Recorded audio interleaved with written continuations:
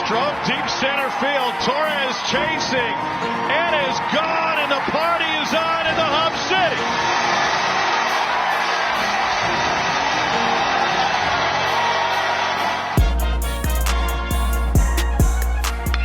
And he launches this one into the trays. Goodbye. And add to it. Straight to the roost.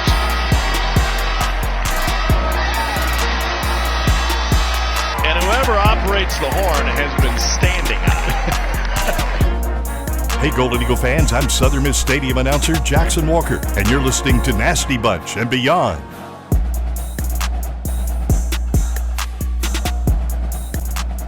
How's it going, everybody? Welcome in to another episode of Nasty Bunch and Beyond. I'm your host, Dalton Trigg.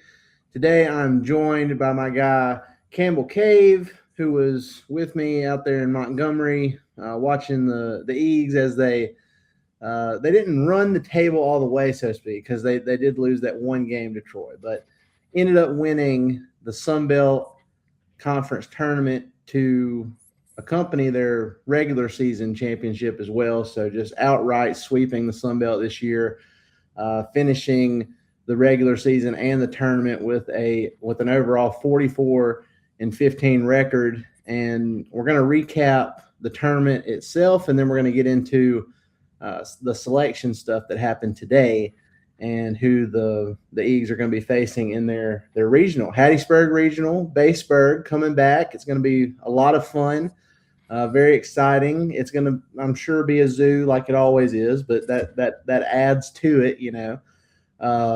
But first of all, Campbell, how are you doing? Happy belated birthday. The Eags gave you a great birthday gift on Championship Sunday. But how you doing? And I'm doing great. Drove straight from Montgomery to Orange Beach, but it's been raining all day, so we're just kind of staying inside. But excited to talk a little baseball, recap the tournament, and then look ahead to this weekend. Like you said, it's going to be a zoo. I got my ticket secured today, so looking forward to that. That Friday game is going to be a little iffy if I can get there with work and stuff. Hoping to talk to my boss and see if we can work something out. But if I can't make it, we're going to definitely be there Saturday, Sunday, and Monday if needed for sure. You talk about raining at the beach. What is it with the rain in Alabama this week? I swear, it's like the whole state. I've seen people that live in Alabama that are just like, we have been in the biggest drought ever. And then, of course, you know, the week and the weekend that the Sun Belt Conference and the SEC tournament, too, being in Alabama, it's just the drought decides to end. The floodgates open quite literally, and it just hasn't stopped. Yeah. So. Being in Montgomery, I mean, obviously looked at the radar a bunch, and I swear every time I looked at the radar, there was just a band just moving up the state of Alabama the whole time. Yeah, so I guess we'll start with that because, you know, right off the bat, you know, the Eags played Georgia State, who, you know, they started out the tournament hot. So the night before, I think every player on their team in the first game, I forget who they played in the first game, but the team they played. Old Dominion. Yeah, Old Dominion. So Georgia State, every player in their lineup had every player in the Georgia State lineup had a hit and had a run scored, which was crazy. And so they were hot coming into that one. So it was kind of even there for a little bit in the USM Georgia State game, and then there was a rain delay. And then coming out of the rain delay, you know, we were kind of sluggish and and it was weird. I mean, Georgia State stayed with that same pitcher, which was kind of surprising. Really weird release. I mean, at first I felt like we weren't picking up on it. But yeah, I was very surprised to see them go. I mean, the rain delay was how long? I mean, it was probably 2 hours, and coming out of a rain delay, staying with your same pitcher after he's thrown, 50-something pitches is kind of unheard of. So that was very interesting to see. Yeah, and I mean, Graydon's been great, but I mean, I wouldn't necessarily say that he had his best stuff to start that Georgia State game. Yeah, and then you have that error, that throw-in error on the bunt. Right. Like it was just, I mean, it's your first game playing at a neutral site that you aren't quite familiar with, and I mean that kind of stuff happens. The ground's wet and everything. But I mean, he didn't have his best stuff, but I mean, he did what he could for sure. And I was going to say it was a blessing in disguise, really, because he only pitched like what 40 It was sub 50. I think it was like 44 or something like that. And then, that set him up to be able to pitch again once the championship game came around. He started out the first 3 innings of that Cajuns game we'll talk about here in just a second. But moving past the Georgia State, so they end up squeezing one out against Georgia State, moving to the winners bracket to face Troy. Troy beat South Alabama in their first game against them. And so that was another thing that got affected by the weather, because that game was supposed to be played, if I remember correctly, it was supposed to be played on Thursday, and then they moved it initially to 11 a.m. on Friday morning. If they would have scheduled it for 9 a.m. Friday morning, it would have been completely fine. The Sun Belt. I mean, I don't think it started raining in Montgomery till like 12:30, 1 o'clock or something like that on Friday. Right. Yeah, Sun Belt. What I don't understand, it was one of the reoccurring issues over the weekend. Everybody was just talking about, like, do the people in the Sun Belt not have access to the same Doppler radars that we do? Look, I have my phone propped up on just this little desk in the beach house. So. I promise it's fine. It's most of this is going to be put on Apple Podcasts and Spotify, and I don't even think I got you. Let's see. All right, I have it on my iPad now, so it'll be more sturdy. I'm propped up. There we go. So that was one of the things. It's like, are they not looking at the radar, and can they not see like the hour by hour? See what we see. I mean, because we knew what was going to happen. And, yeah.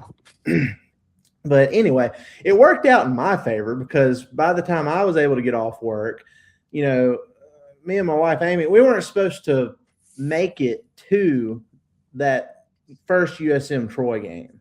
But it ended up being moved to close to 7:30 on Friday. We rolled in literally right at, I think, 7:15 or so, got in the hotel, walked over to the stadium. Perfect timing. And who would have thought that, we would be in for what we got into in that one? Goodness. It started out shaky. I mean, going into the bottom of the ninth, down 6-2.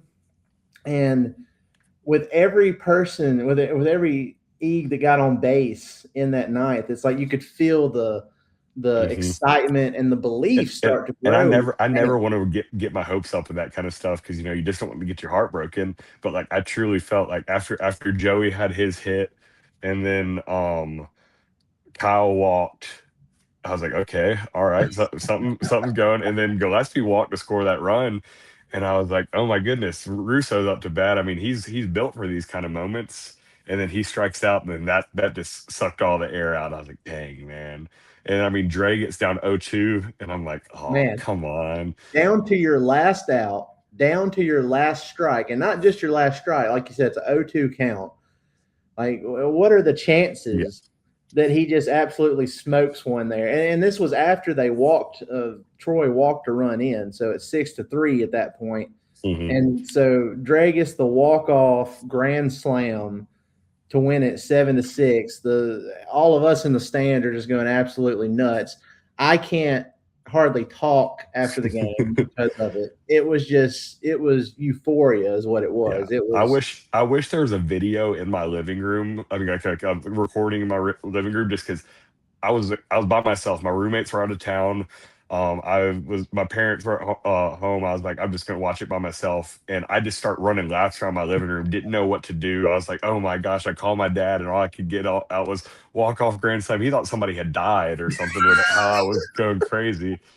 But I mean, that was hilarious. Just I wish I would have seen what I looked like. But one kind of funny note about the walk off and everything, I was talking to one of the managers on the baseball team, Christian Russell, and he said that Colby thought that it tied the game. So he runs to the bullpen catcher and was like, I got to get hot or something like that. I don't know how true it is. He told me that happened, but I mean, that's hilarious. And then apparently realized that we had won. So that's cool story for sure.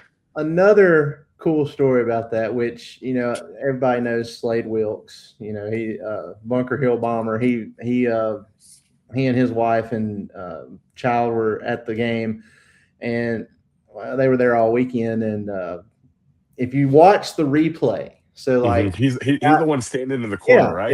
Yeah. The guy with the gold polo that's standing right close to the foul pole in left field, that's Slade, and he's just going nuts out there. It's almost like one. It's like one of he has one of those stances like it's like are you not entertained? Yeah, him and Pato and like Matt Adams, they sat out in the outfield basically every game. So that was cool to see them going and supporting. And then in the championship, it was funny like they were kind of cutting up with Davis a little bit after you score all those runs and you're just waiting to get those last couple of outs, and then they're out there cutting up with Davis. That was funny to see. So that was one of those situations where it's like you felt like we snatched victory from the jaws of defeat, is how I described it. And so having that kind of win, you would think the momentum would carry over into the next day, especially considering that Troy had to play an elimination game after morning, just getting their guts ripped out. Yeah, heart just ripped out of their chest. Yeah, just on, and you're 1 out away from being one strike away from being in the driver's seat after you basically dominated the whole game. And then against the team that you've never beaten before in the postseason in Montgomery, I until we lost to them in that loser bracket game. Well, they're you know what I mean, the 1-1 game for them. I was listening to one of the post games with Scott Kirk, I think, and he asked Skylar Meade about it, and he was basically just like, you can't explain it. And I'm pretty sure every loss that Troy had before they ended up beating us was us coming from behind, like in every time we played them in Montgomery. Because you look back in last year in the semis, it was that foul, that kind of borderline foul ball, whatever, that the guy didn't get a read on and let it fall. And then the year before that was the Russo go ahead RBI double in like the 7th or 8th inning, and then the year before that I honestly don't remember, but it was probably one of those crazy ones. But I mean, it's just 0 for 4 against us in Montgomery is crazy until they finally figured it out, and then it wasn't worth it. Well, I have to give them credit, Campbell, because I'm going to be honest, I did not think they had that in them after that. After that loss, they had to go a 9 a.m. game. They had to play on Saturday. Wait, or was it Friday? No, yeah, it's Saturday. Saturday morning, they had to play South Alabama in an elimination game. They're up 11-4 in that game until it gets to the end, and South Alabama makes a massive run. I think they scored 6 runs. They scored 6 in the 9th, in the 9th to make it 11-10. And they had the winning run, the tying run on second. Yeah, that's and so crazy. Given what happened the night before, given that they had the big scare, and even though they produced so many runs and still almost blew it in that elimination game, I'm thinking like, there's no way, right? There's no way they're going to come out and beat us in the second game of the day after all that. But the momentum carried over. And I think they were up 8-2 in the 7th before we had that 2-hour rain delay in that game. So after we came back from that, the Eags put up some fight. They scored some runs there at the end to make it look a little bit more respectable. But Troy ended up getting their first ever tournament win against us, and it was. It sent us into a situation where had to win 2 on a Sunday to win the championship. And, Louisiana, they had played the night before. And at first I was thinking like, well, I don't know. That seems kind of like an unfair advantage that they're playing the night before and we have to play 2. But, Louisiana also came out of the single elimination. Yeah. So they played 7 games in 6 days. With the guy who threw like 200 pitches and however many their starter. That's just crazy. I mean, Andrew Herman, I pro- think. props to him, yeah, because he threw. Yeah, it was like in the play-in game. I think he threw 90 pitches or something like that. And then 2 nights later, I'm watching the game at my buddy's house, and we have our game on the big screen and a little screen in the corner. And I look up and I'm like, is that the same guy pitching? And I saw his pitch count and I'm like, oh, maybe it's not really 70 pitches. And I pulled up the stat broadcast and I'm like, nope, it's actually 70 pitches. Yeah. That's just unreal. And then starts against us in the title game. I mean, that's nuts. Basically 3 full starts in 6 days for that dude, which Yeah. is insane. And look, it went about how you would expect it to, because Yeah.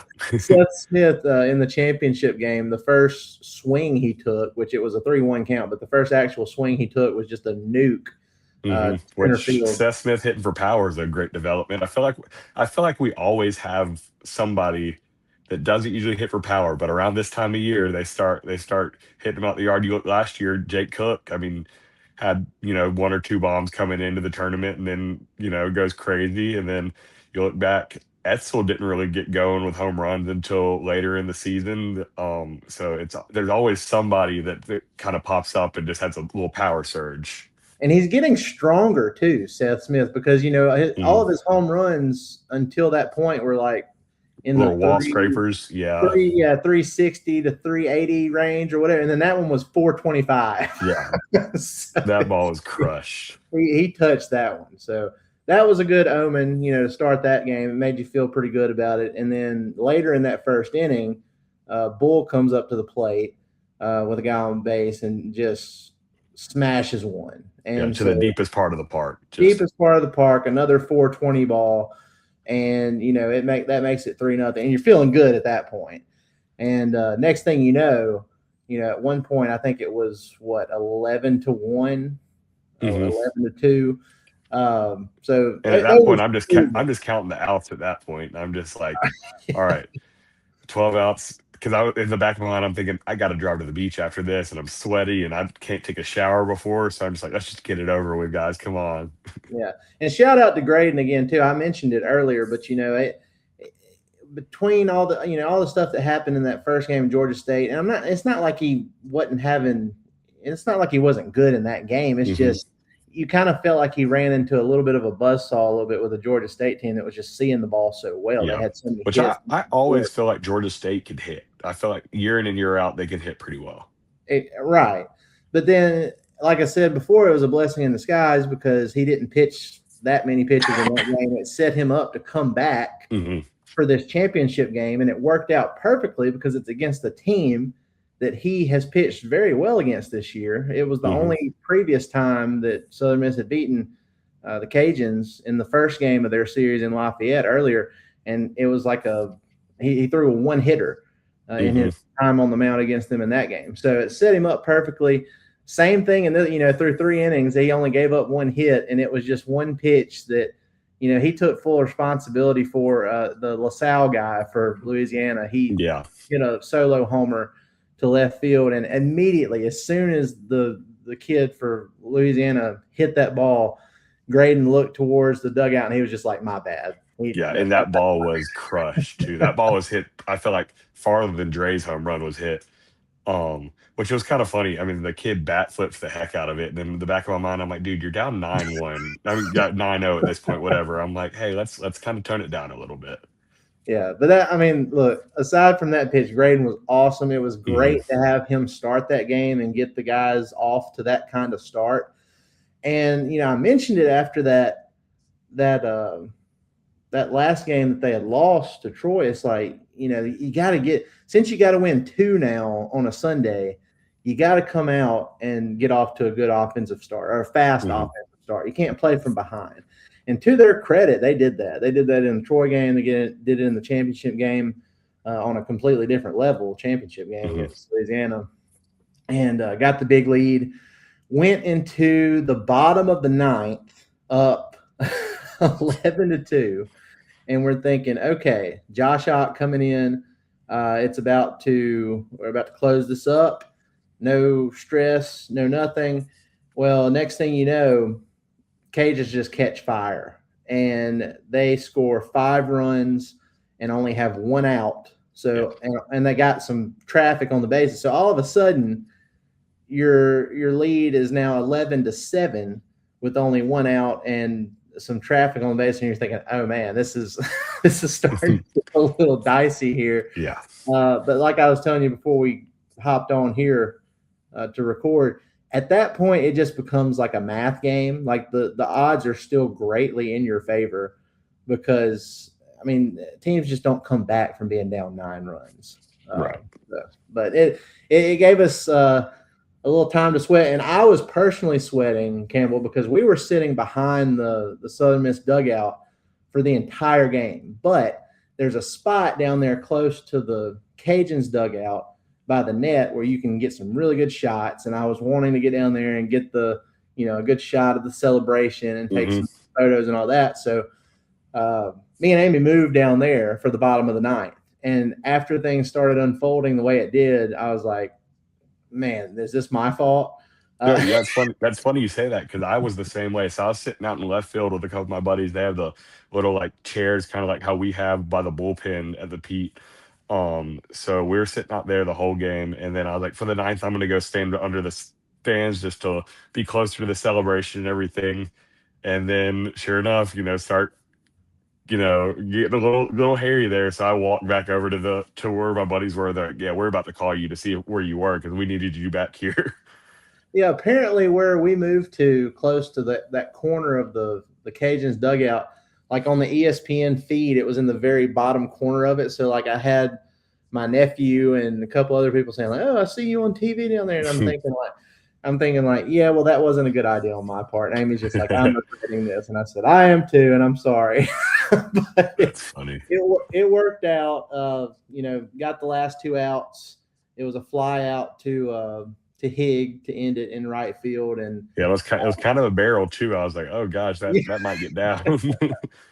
Yeah, but he got it, and they got to dog pile, and Sun Belt champions again. So won the tournament. Great stuff from the Eags. Like there were some moments there where it was like, you didn't know how it was going to go, but this team, there's just something about them, man. They find different ways to win. Exactly. They're so hard to kill. Like it doesn't matter if you have a big lead on them or not. Like they truly believe they can come back from anything. For sure. It has been like that all season. Yeah. You look back to, the Round Rock tournament. We're down, 3 runs, I think, to Oregon State, and then very next inning we call back in. It's like you think you're about to go out there, put up a kill shot, and then sure enough, it's like we're right back in it. Yeah, and that's a great mentality to have. I've said it all along. The home run numbers aren't near what last year's team was, but I think there's a lot more balance this year. Mm-hmm. And they're kind of spread out because last year you look, Monastery 21 home runs, Pato, what was it, 16, 17, and then Russo, double digits. But after that, there's kind of a big fall off. But this time around, you look at Kamo, 17. Oh, no, he's not. He's at 15-ish. Joey at 14. And then Bull at 10. Dre is creeping up there. Tucker can get you a deep one. I mean, it's very well spread out this year for sure. Instead of those 3 guys that might take one for a ride, but this time it's kind of like anybody up there can get you one.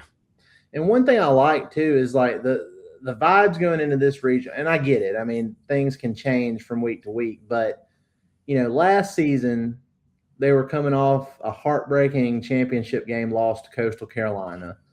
So you roll into your regional that next weekend. You're playing an Ivy League school, Columbia.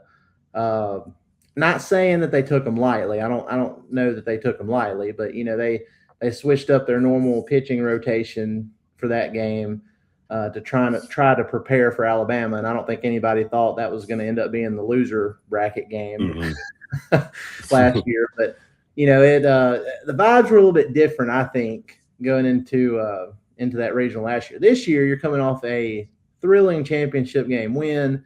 You've won thrilling tournament, just right, insane. I mean, look, the Sun Belt was as good as ever this year. We have 5 bids. 5 bids this year. I honestly thought that they were going to leave Texas State out, But whenever they announced that Texas State was in before UL, I was like, there's no way you leave UL out, put Texas State in. So I was like, 5 bids is crazy. Yeah, Texas State and Troy, I believe, were in the last 4 in. Mm-hmm. And Troy, if Troy hadn't gotten that last win they got against us, they wouldn't Yeah, have made it. I think they're on the outside looking in for sure. Which But also going into the regionals makes me feel a lot better because, last year we had that, 18 game win streak. We lose in the championship. You're kind of deflated.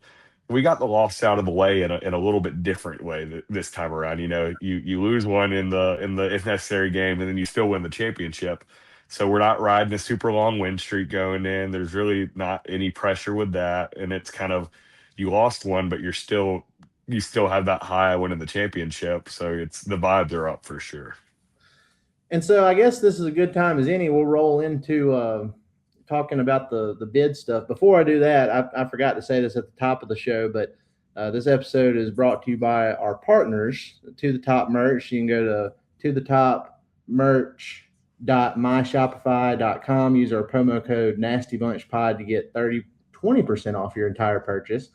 You can go to shantymanfoods.com, which is that Shantyman Premium Jerky, and use our promo code SMTTT to get 30% off your entire purchase there. And then this episode is also brought to you by the To the Top Collective. Be sure to go to tothetopcollective.com. Consider joining there to make a direct impact in the lives of Southern Miss student athletes, which, in turn directly impacts Southern Miss athletics as well. So anyway, just had to mention that there, Campbell, since since we got off to a fast start and I let it slip there for a second. But okay, selection Monday. We were wondering if winning the Sun Belt tournament would kind of push the Eags into that national seed stratosphere. Well, as it turns out, they did move up in the committee's eyes. I think I read somewhere that, they were going to have us as the 10th seed. Since we won the tournament, they pushed us ahead of Florida State. Ended up getting the 9 seed. The regional is we're going to be playing Little Rock in the first game. That's the 4 seed. And then Virginia is the 2 seed. And then the 3 seed is Jacksonville State. So overall, we talked about this a little bit earlier, but overall, I think this is a very winnable regional for the Eags. Now, I'm not saying that it's going to be easy by any stretch, but there's going to be some kind of drama. There always is. There's always some kind of adversity. But I mean, I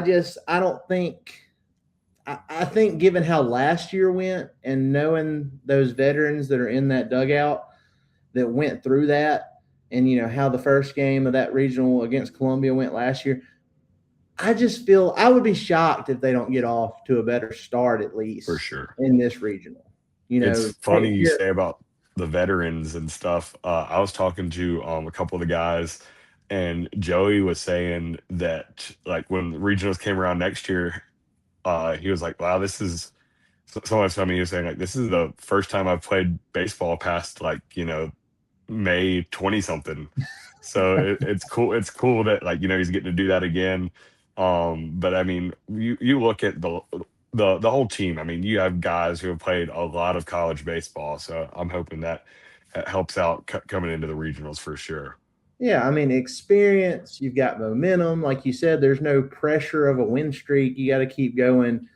I think it's setting up for a good run. If they can just lock in and take care of business, don't have any lapses in concentration, because I feel like overall everybody throughout the lineup is having, they're doing pretty well at the plate. I mean, look at Ty Long, for example. He went 3 of 4 at the plate in the championship game.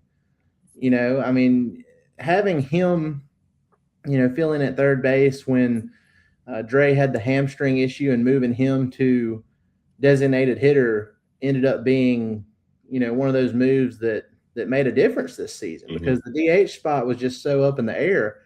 And, they've been swapping that back and forth, and we'll see how they do it for this regional. But I just, I think having Barrett in that DH spot has really helped him too, because he's been on a tear the last. Absolutely. He started off pretty slow, striking out a lot, but then going into the tournament, I was looking at stats and like the 10 games leading up to the tournament, he struck out one time, which is crazy.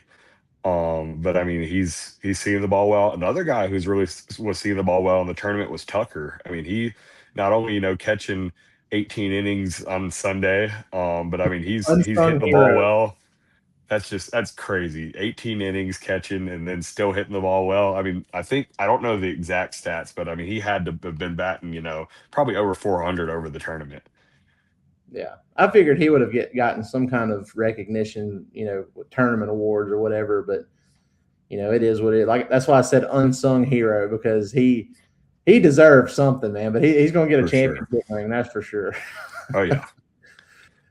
Well, look, let's just talk briefly about this field and what we think about. I've given my thoughts. I know it's a talented draw for the Eags. I do think it's winnable, but like I said, it is going to be tough. I mean, nothing's going to be a given, but just looking at it, like if combined RPI, like the average RPI for each series, like they do, Eags have the second highest average RPI for this regional at 38. So it's going to be tough, but I mean, looking at these teams, what's something that stands out to you that maybe we should be thinking about heading into Friday? One thing I looked, Little Rock, their ace, Brandon Westmoreland, he's pitched over 90 innings on the year with a 3.00 ERA. I mean, no matter if you're playing in the Ohio Valley or you're playing wherever, I mean, that's hard to do. He doesn't strike out a lot of people. He pitches a lot to contact, so that's something to keep in mind.